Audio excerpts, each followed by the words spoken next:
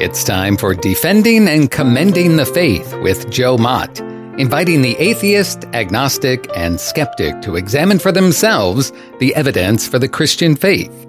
We are all limited by what we do not know and by the things we think we know but are not true. Dr. Joe Mott earned his PhD at LSU and was a distinguished math professor at Florida State University for 38 years, helping to write 3 math textbooks and authoring over 30 research articles in math. He is now the host of this radio program, Defending and Commending the Faith. Here is Joe Mott.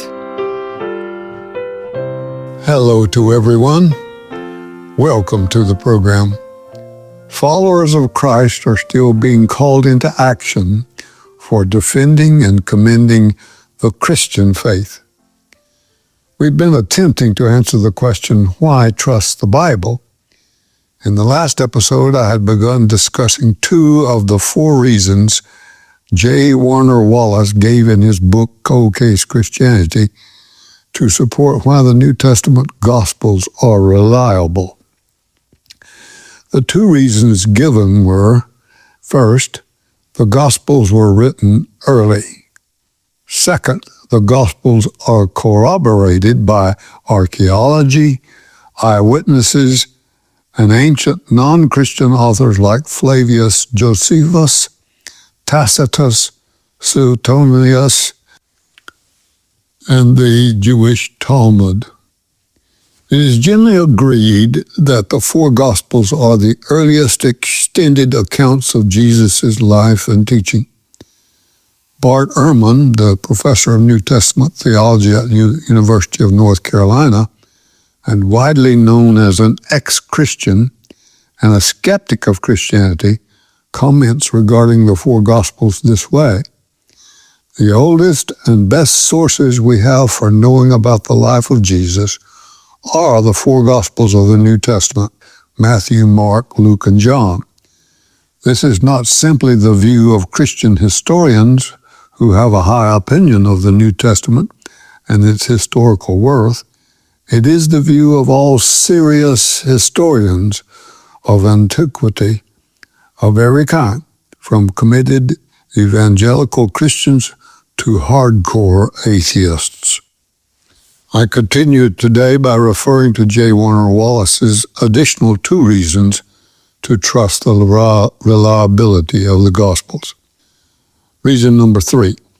The New Testament documents have not changed as we go from the authors of the books of the New Testament to their disciples and from them to their disciples. This is what J. Warner Wallace calls the chain of custody.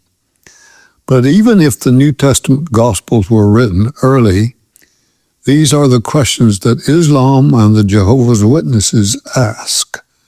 Are the Gospels corrupted? How can we be sure that they weren't altered significantly over the years? How do we know the Gospels we have today are the same as the Gospels originally written by the eyewitnesses? In a courtroom scenario, if an original witness is caught changing his or her story, jurors are allowed to consider this change as a sign of deception. Wallace said, "In my criminal cases, I typically evaluate the potential alteration of evidence over time by tracing the chain of custody. But we have the Dead Sea Scrolls, which gives a convincing evidence that the Bible we have today is the same Bible the early church had. The scrolls contain a variety of writings, namely portions of every book of the Old Testament except the book of Esther, commentaries of the books of the Old Testament, rules for religious rituals, marriage contracts, deeds for sale, calendars, and writings that claim to foretell the future. Before the discovery of the scrolls, the oldest known complete Hebrew manuscript of the Old Testament was a Masoretic text, that is, one made by Jewish scribes known as a Masoretes, which is known as the Ben Asher Codex located in the public library in Leningrad, Russia. It dates to about 1008 AD. It served as the basis for some versions of the Hebrew Bible, in particular the King James Version. J. Warner Wallace's fourth reason is the Gospels are not biased. There are certainly times when witnesses lie, particularly if they are properly motivated. But what would motivate someone to tell a lie in the first place? Wallace says, in my experience as a homicide detective, there are only three motives behind any homicide, criminal act, or lesser moral impropriety. First, financial greed. Second, sexual or relational lust. And third, the pursuit of power. That's it. If the authors of the Gospels are lying about their claims, they're only lying for one of these three reasons. Did they get rich from their claims? No. Did they get a bunch of girlfriends as the result of their claims? No. What about power? Couldn't it be argued that these men became important leaders within their religious community? While this might seem a reasonable motive, apply it to the foremost leader of that early movement, the Apostle Paul. The facts are that he started off with the authority and he received respect from his religious community and the leaders of the synagogues in Jerusalem. As a devout religious Jewish leader, he was charged with hunting down members of the Christian community.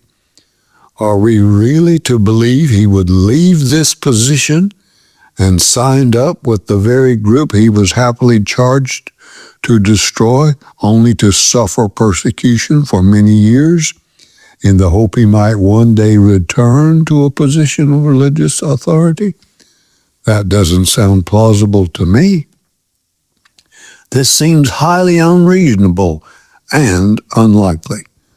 None of the gospel authors gained anything from their testimony and instead suffered persecution and death for their claims.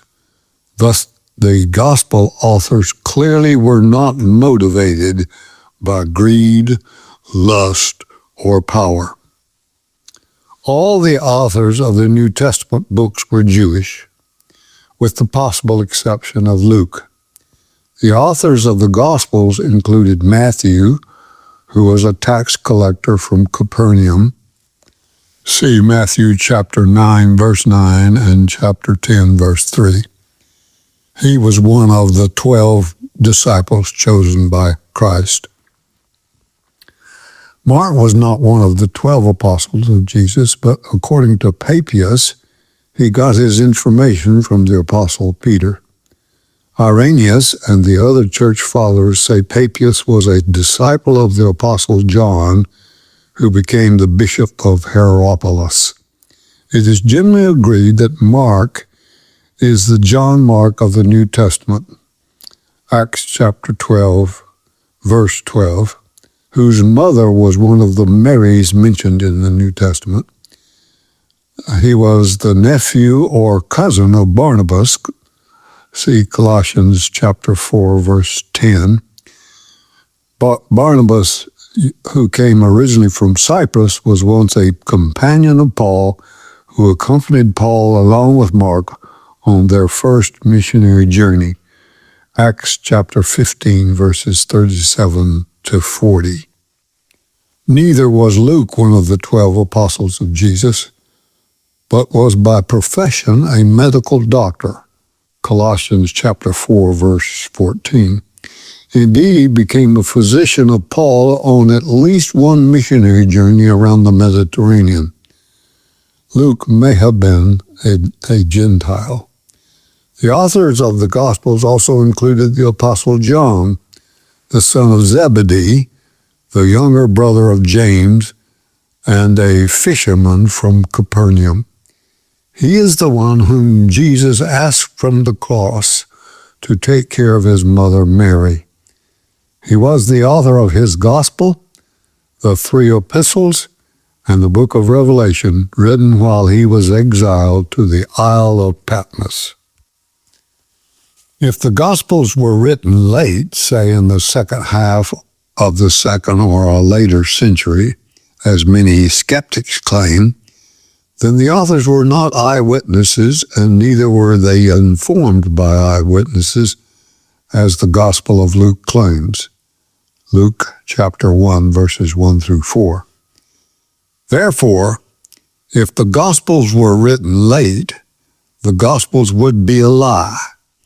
If, on the other hand, it can be established that the Gospels were written early, before the year 70 AD, and all the New Testament documents were written near the end of the 1st century, then we would have good reason to believe they were either eyewitnesses or were informed by eyewitnesses.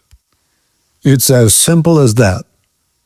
True eyewitnesses to the life of Jesus, who died in 33 AD, would have lived and written in the 1st century, and perhaps some, like the disciples of the Apostle John, could have lived early into the 2nd century.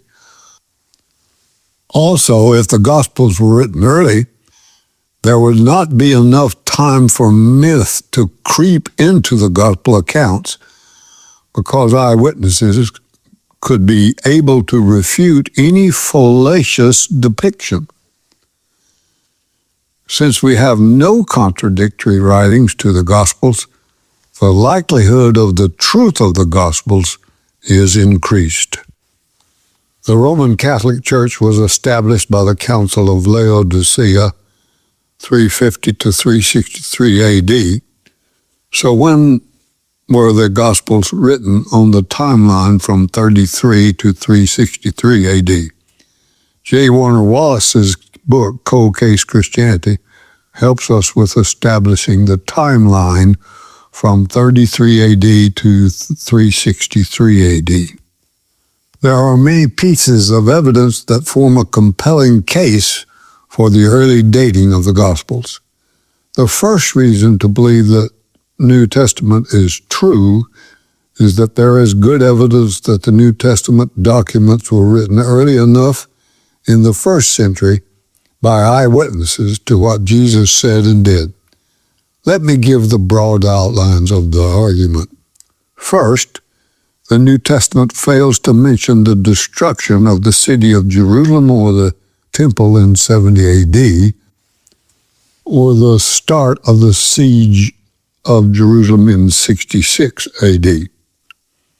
Second, Acts makes no mention of the deaths of Paul, 64 AD, or of Peter, 65 AD, or James, 62 AD, even though Acts mentions the death of the deacon Stephen. So it is reasonable to conclude that Acts was written before 61 AD. This James was the brother of Jesus, whom Jesus appeared to after the resurrection, and he became the leader of the Christian church in Jerusalem. Third, Luke's gospel was written before the Acts of the Apostles, which was a sequel to the Gospel of Luke. Luke quotes 350 verses from Mark and 250 verses from Matthew. Thus, the Gospel of Matthew and Mark were written before that of Luke. So the two Gospels of Mark and Matthew were written earlier in the 1st century. While in writing to the Corinthians, Paul quotes Luke in around 55 AD. So the three synoptic Gospels all were written sometime between 33 to 55 AD. According to Irenaeus, the Gospel of John was written before the Apostle John died in 98 AD. Irenaeus cites the Gospel of John in the early 2nd century and records that he knew John's disciple Polycarp. The Gospel of John makes no mention of the destruction of the temple in 70 AD, so that event likely happened well after John's Gospel. All the New Testament books were written in the 1st century and were written within the lifetimes of many eyewitnesses of the resurrection. Allow me to end this episode by reminding you, exercise daily, walk with God.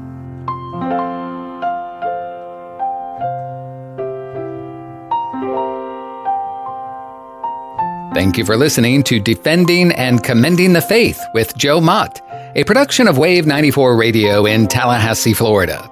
If you have any questions or comments for Joe, please forward them to Doug Apple at Wave94 at this email address, dougapple@wave94.com.